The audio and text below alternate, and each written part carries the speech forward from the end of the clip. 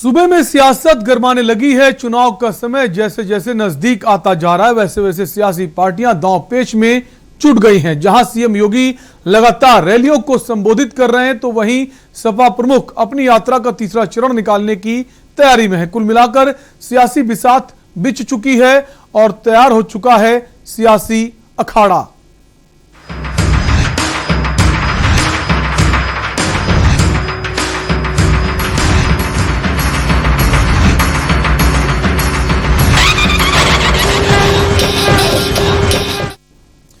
जाति आधार पर सियासी जोड़तोड़ में लगे दल विधानसभा 2022 के चुनाव के लिए ताकत झोंक रहे हैं। सत्ताधारी बीजेपी शीर्ष नेतृत्व के निर्देशन में योगी आदित्यनाथ के नेतृत्व में चुनावी बिगुल फूंक चुकी है।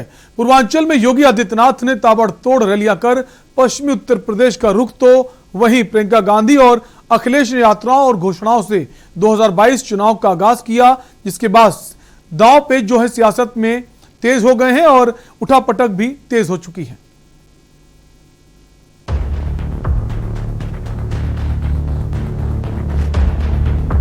बीते दिनों प्रियंका यूपी के मंदिरों में दर्शन करने से लेकर गंगा स्नान कर सियासी संदेश दे चुकी हैं और यह ब्राह्मणों को पार्टी से जोड़ने की कवायद के तौर पर है। इसलिए अखिलेश यादव बार बार कहते हैं कि प्रियंका गांधी यूपी में और भी एक्टिव हो। प्रियंका गांधी की सक्रियता के पीछे अखिलेश यादव का सियासी मकसद छिपा हुआ है। अखिलेश चाहते हैं कि प्रियंका एक्टिव होकर पार्टी को 5वें नंबर से बसपा से ज्यादा सीटें लेकर तीसरे नंबर पर आ जाती है और सूबे में खंडित जनादेश की स्थिति बनती है तो मायावती की तुलना में कांग्रेस के साथ बार्गेनिंग करना अखिलेश के लिए आसान होगा। इसके अलावा मुसलमानों में एक बड़ा वोट बैंक है जो बीजेपी और सपा दोनों से दूरी बनाकर रखना चाहता है। प्रियंका के सक्रिय होने से यह बसपा के बजाय कांग्रेस की तरफ रुख कर सकता है। यही वजह है कि अखिलेश यूपी में प्रियंका गांधी की सक्रियता चाहते हैं। प्रियंका गांधी की यूपी में सक्रियता के पीछे अखिलेश यादव का मकसद यही है कि बीजेपी को चारों तरफ से घेरा जा सके। ऐसी स्थिति में बीजेपी को हर एक पार्टी का जवाब देना मुश्किल होगा और उससे सरकार के खिलाफ यूपी में माहौल बनेगा, जिसका फायदा उसे मिलेगा जो विपक्षी पार्टी मजबूती के साथ जमीन पर लड़ती दिखेगी। यूपी के मौजूदा सियासी हालात में बीजेपी के विकल्प के तौर पर सपा अपने आप को पेश करने में अभी तक कामयाब होती दिख रही है। प्रियंका सक्रिय होंगी तो वो योगी सरकार पर निशाना साधेंगी और उसका सियासी फायदा कांग्रेस से ज्यादा सपा को होगा। 2012 के विधानसभा चुनाव में भी ऐसा देखा गया था कि मायावती के खिलाफ माहौल बनाने का काम राहुल गांधी ने किया था। उस दौरान राहुल तमाम मुद्दों पर मायावती की सरकार को घेर रहे थे, लेकिन बसपा के विकल्प के तौर पर कांग्रेस को पेश नहीं कर सके थे। ऐसे में इसका बड़ा फायदा सपा को मिला। हालांकि अखिलेश यादव सूबे में सक्रिय होकर लोगों के बीच यह साबित करने में कामयाब रहे हैं कि वह सरकार बनाने की स्थिति में एक दशक के बाद फिर अखिलेश वैसा ही माहौल बनाने के लिए प्रियंका को और भी सक्रिय रूप में देखना चाहते हैं। इलेक्शन डेस्क के न्यूज इंडिया। और चुनावी अखाड़ा में वक्त है एक ब्रेक का, बहुत जल्द लौटेंगे। आप देख रहे हैं के न्यूज, खबरों का सारथी। हो मिलकर अब आगे बढ़ेंगे।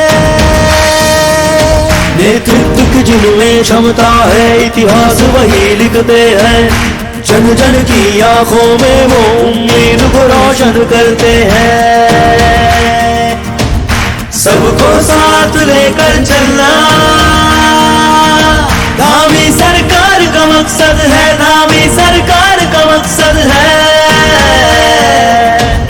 शिक्षा, स्वास्थ्य, रोजगार पर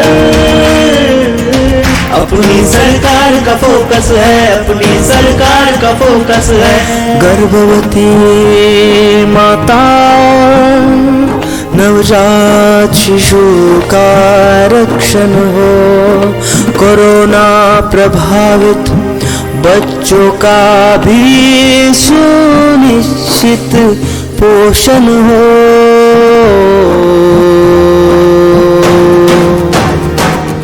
रोजगार भरपूर मिले, कौशल विकास का द्वार खुले। हर किसान की आय बढ़े, चहुमुखी विकास पहाड़ चढ़े, संकल्प लिया है सिद्ध करेंगे, मिलकर हम आगे बढ़ेंगे, मिलकर अब आगे बढ़ेंगे, मिलकर अब आगे बढ़ेंगे, मिलकर अब आगे बढ़ेंगे, मिलकर अब आगे बढ़ेंगे। भारत माता की उत्तराखंड में सुशासन की पहचान बन चुकी है धामी सरकार। सबका साथ, सबका विकास, सबका विश्वास, सबका प्रयास। सुपुत्र मेडिटेशन गुरु बेहद नेक और पिताश्री थोड़े रंगीले, थोड़े दिल फेंक। दोनों के अलग हैं रंग, पर दोनों का एक अनोखा स्वाद। कमला पसंद, अनोखा स्वाद।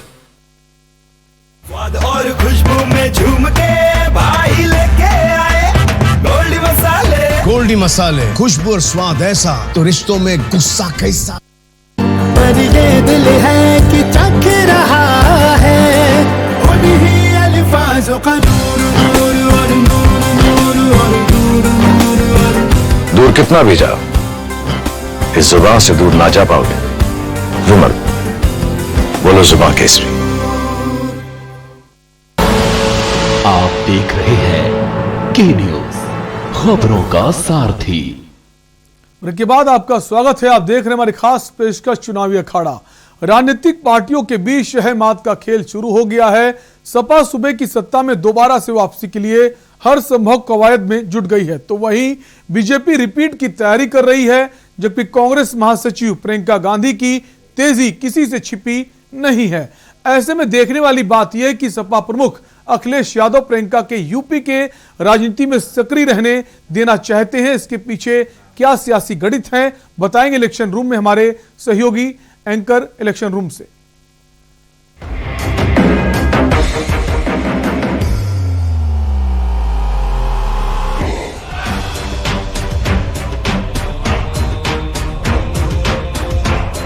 अखिलेश यादव कांग्रेस के साथ चुनावी गठबंधन नहीं करना चाहते, लेकिन प्रियंका गांधी को यूपी में और एक्टिव रूप में देखना चाहते हैं। ऐसे में सवाल उठता है कि प्रियंका गांधी की सक्रियता से अखिलेश को क्या सियासी फायदा होगा। सपा प्रमुख अखिलेश यादव ने कहा था कि समाजवादी पार्टी 2022 के विधानसभा चुनाव में किसी बड़े दल से गठबंधन नहीं करेगी।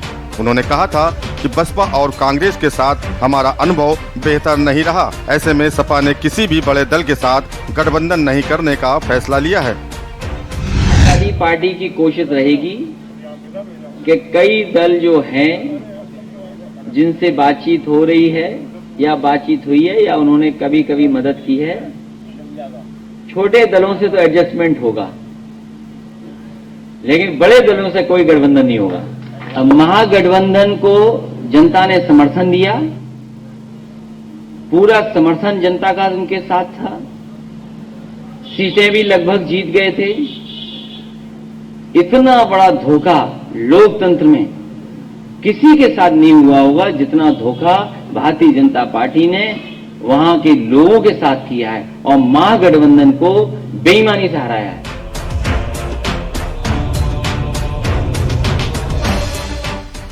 कांग्रेस की यूपी प्रभारी और पार्टी की महासचिव प्रियंका गांधी वाड्रा को लेकर अखिलेश यादव ने कहा था, मैं चाहता हूं प्रियंका यूपी में और भी एक्टिव रहें।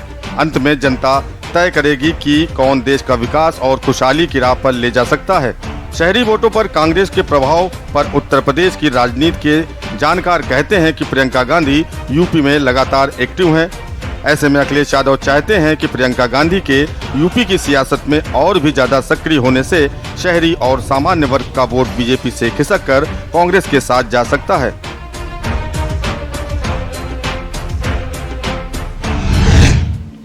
जब चुनाव DM, SP, ADM, SDM, SO सिपाही लड़ेंगे तो कौन जीतेगा? भारतीय जनता पार्टी नहीं लड़ रही थी, उनकी सरकार के जितने भी अधिकारी थे वो सब चुनाव लड़ रहे थे। समाजवादी पार्टी की कोशिश रहेगी कि कई दल जो हैं जिनसे बातचीत हो रही है या बातचीत हुई है या उन्होंने कभी कभी मदद की है। छोटे दलों से तो एडजस्टमेंट होगा, लेकिन बड़े दलों से कोई गठबंधन नहीं होगा। सपा की कभी भी शहरी वोटों के बीच खास पकड़ नहीं रही, जबकि कांग्रेस का पहले इन्हीं वोटों के बीच आधार रहा है। प्रियंका की राजनीति भी शहरी वोटों को ज्यादा प्रभावित करती है। अखिलेश जानते हैं कि बीजेपी से नाराज ये वोट बैंक उन्हें मिलने वाला नहीं है। ऐसे में वो बीजेपी में रहने या किसी दूसरी पार्टी में जाने के बजाय कांग्रेस के साथ चला जाए तो उनके लिए सियासी तौर पर बेहतर रहेगा। ब्राह्मण कांग्रेस का परंपरागत वोटर रहा है और इसीलिए अखिलेश का मानना है कि प्रियंका के सक्रिय होने का सबसे ज्यादा प्रभाव ब्राह्मण वोटों पर पड़ेगा, क्योंकि यहाँ कांग्रेस का पुराना वोट है। योगी सरकार के 4.25 साल के कार्यकाल में कई बार देखने को मिला जब ये लगा कि ब्राह्मण बीजेपी से नाराज हैं। ऐसे में प्रियंका गांधी यूपी की जमीन पर उतरकर सक्रिय होती हैं तो ब्राह्मणों के एक बड़े तबके का कांग्रेस के साथ जुड़ना आसान हो जाएगा। इलेक्शन डेस्क के न्यूज इंडिया।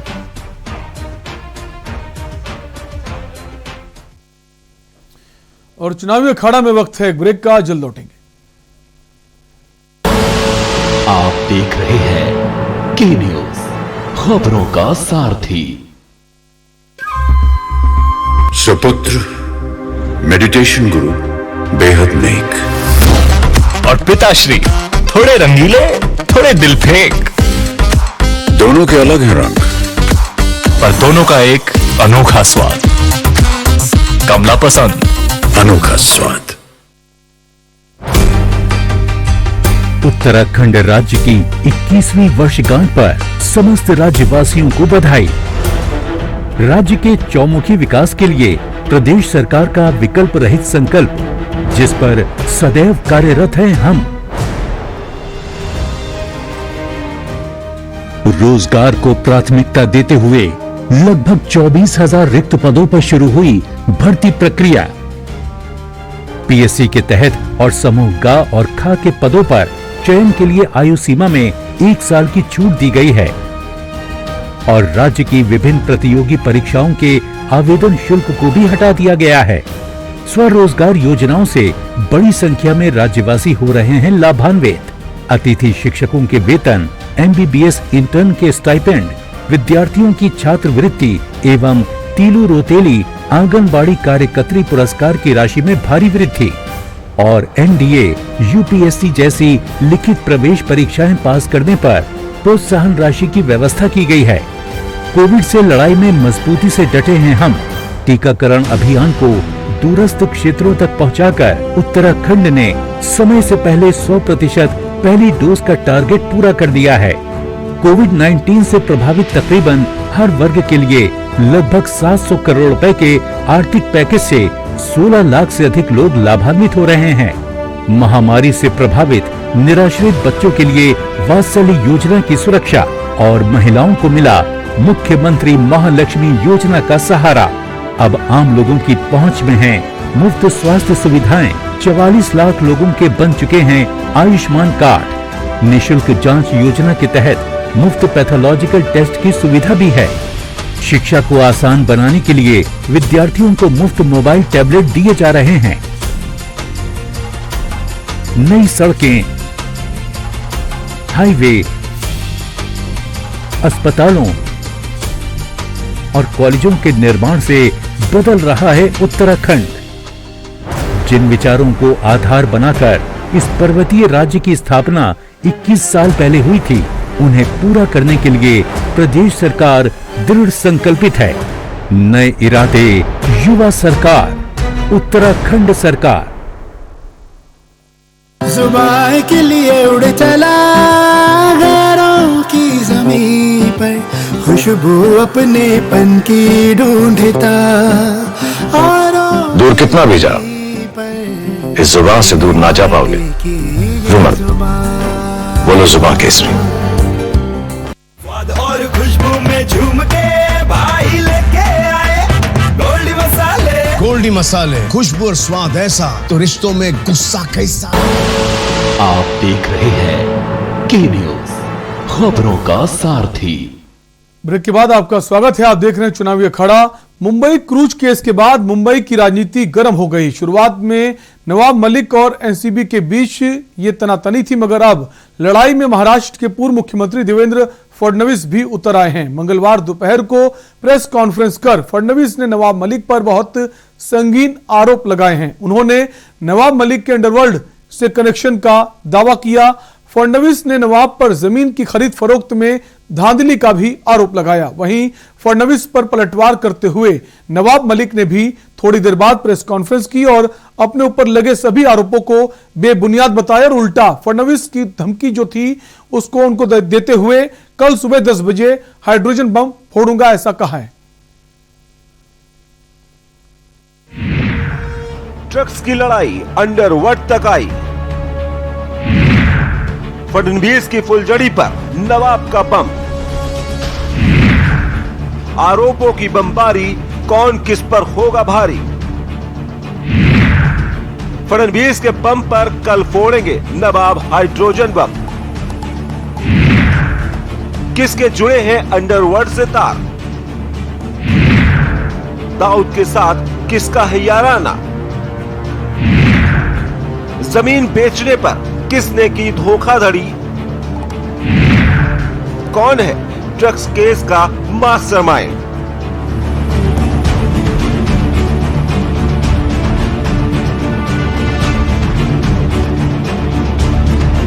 नवाब मलिक के बाद अब देवेंद्र फडणवीस भी मैदान में उतर आए हैं।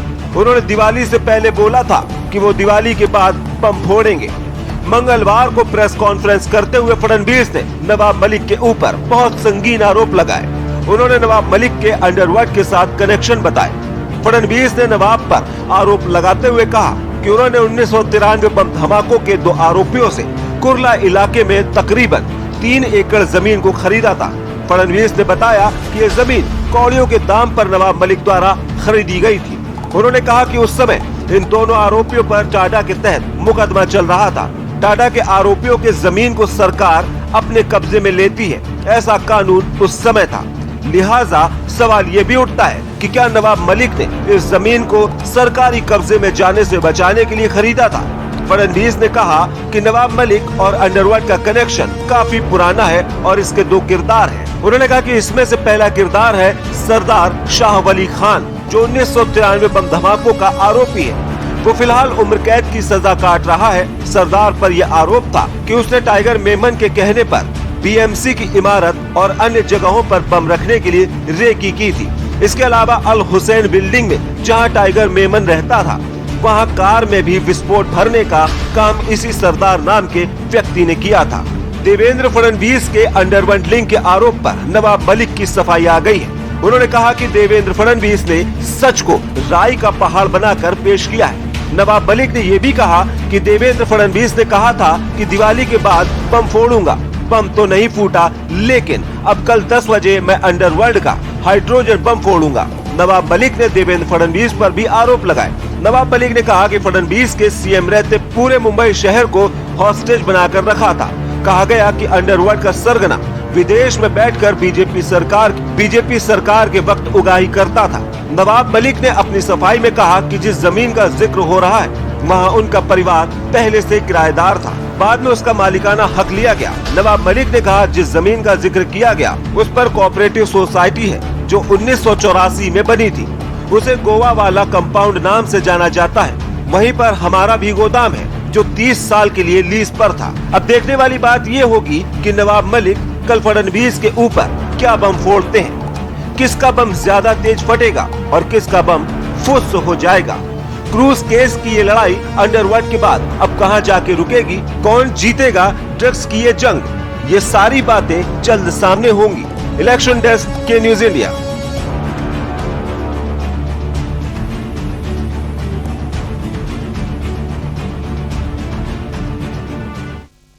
चुनावी अखाड़ा में आज के लिए इतना ही। बने रहिए के न्यूज इंडिया के साथ। नमस्कार।